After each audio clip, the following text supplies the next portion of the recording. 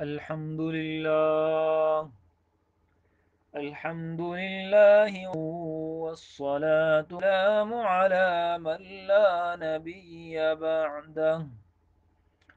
أما بعد فأعوذ بالله من الشيطان الرجيم. بسم الله الرحمن الرحيم.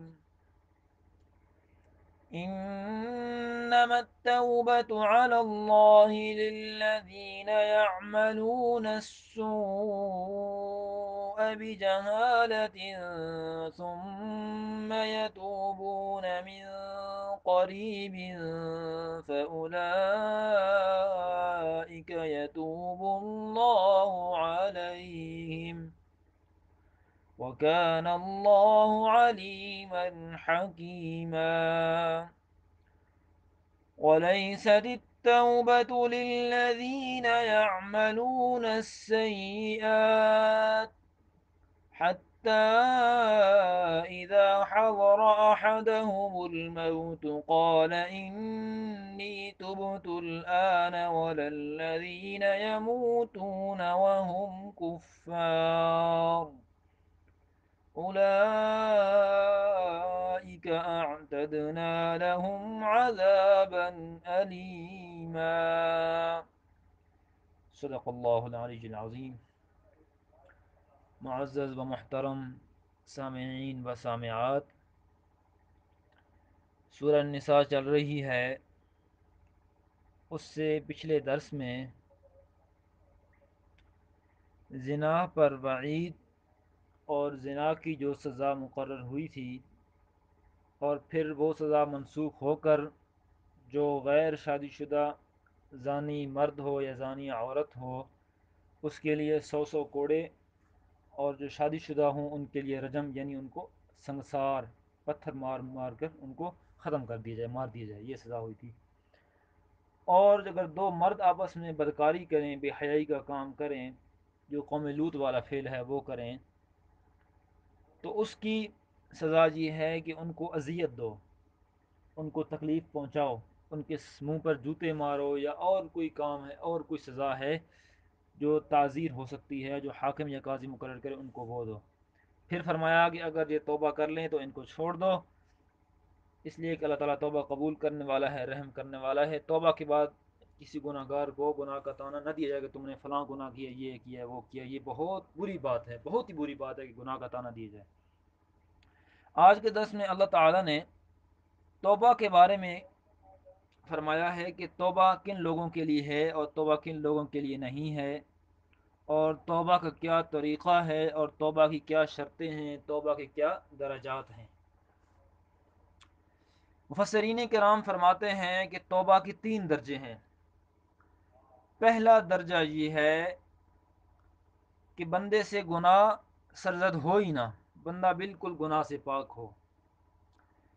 اور یہ خصوصیت صرف فرشتوں کی ہے یا انبیاء کرام کی ہے کہ ان سے گناہ سرزد نہیں ہوتے.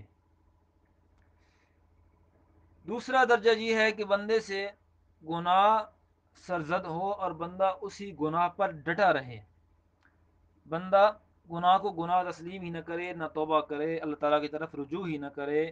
تو یہ شیاطین کی صفت ہے کہ وہ گناہ پر ڈٹے رہتے ہیں، اصرار کرتے رہتے ہیں، توبہ نہیں کرتے. یہ شیاطین کی صفت ہے. تیسرا درجہ بنی آدم کا ہے کہ ان سے گناہ تو سرزد ہوتا ہے، لیکن وہ گناہ سرزد ہونے کے بعد اللہ تعالیٰ کی طرف رجوع کرتے ہیں، اللہ تعالیٰ کی طرف متوجہ ہوتے ہیں، اللہ کے ہاں توبہ کرتے ہیں کہ اللہ ہم سے گناہ ہو گیا ہے، ہمارے گناہ معاف فرما دے. اسی حدیث پاک میں آتا ہے کل بنی آدم خطاء، ہر بنی آدم خطا کار ہے، ہر بنی آدم چھوٹا ہے بڑا ہے، ہر سے گناہ سرزد ہوتا ہی ہوتا ہے. خطاء خطا کار ہے.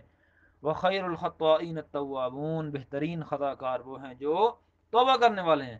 گناہ تو سرزد ہو گیا ہے، اب اللہ تعالیٰ سے گناہ کی معافی مانگیں اور اندھا کے لیے ہمیشہ گناہ، ہمیشہ ہمیشہ کے لیے گناہ سے بچ جائیں، توبہ کر لیں. تو یہ توبہ کے درجات ہیں.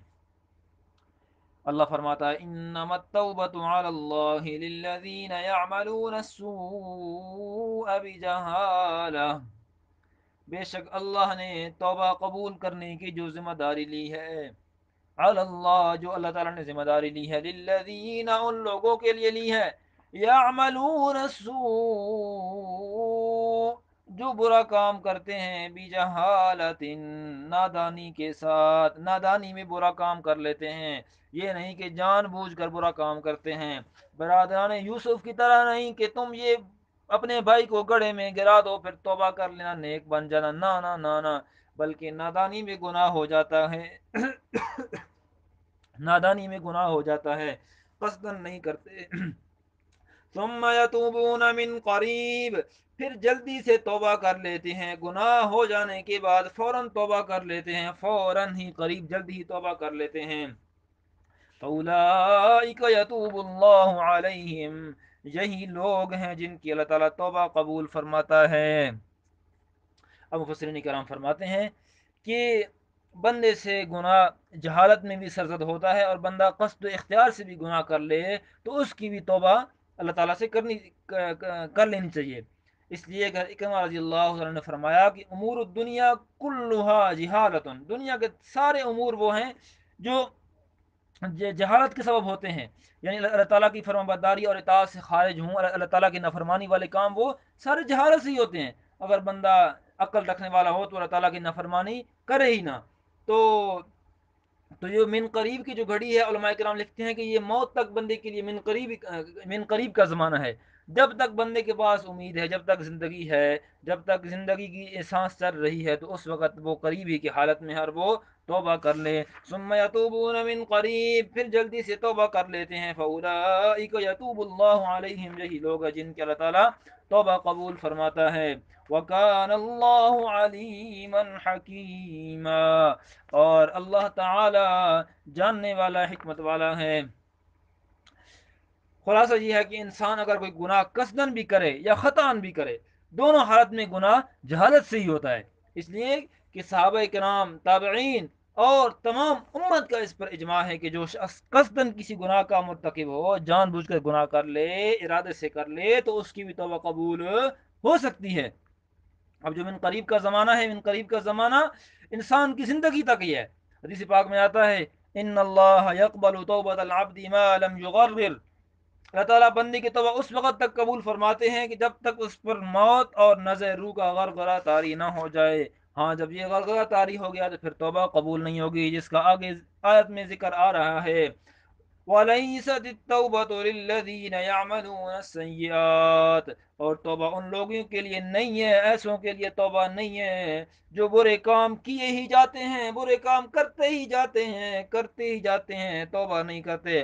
حَتَّى إِذَا حَضَرَ أَحَدَهُمُ الْمَوْتُ، یہاں تک کہ جب ان میں سے کسی ایک کے سامنے موت حاضر ہو جاتی ہے، موت کا فرشتہ آ جاتا ہے، موت کا فرشتہ اس کو نظر آ جاتا ہے، کیا کرتا ہے پھر؟ قال انی، کہتا ہے بے شک میں ابھی تبت الان، ابھی میں توبہ کرتا ہوں، ابھی میں توبہ کرتا ہوں۔ تو اس شخص کی توبہ قبول نہیں ہے، اس لیے کہ اس کے پاس اتنا وقت تھا، اس نے توبہ اس وقت تک اس نے اس وقت توبہ نہیں کی۔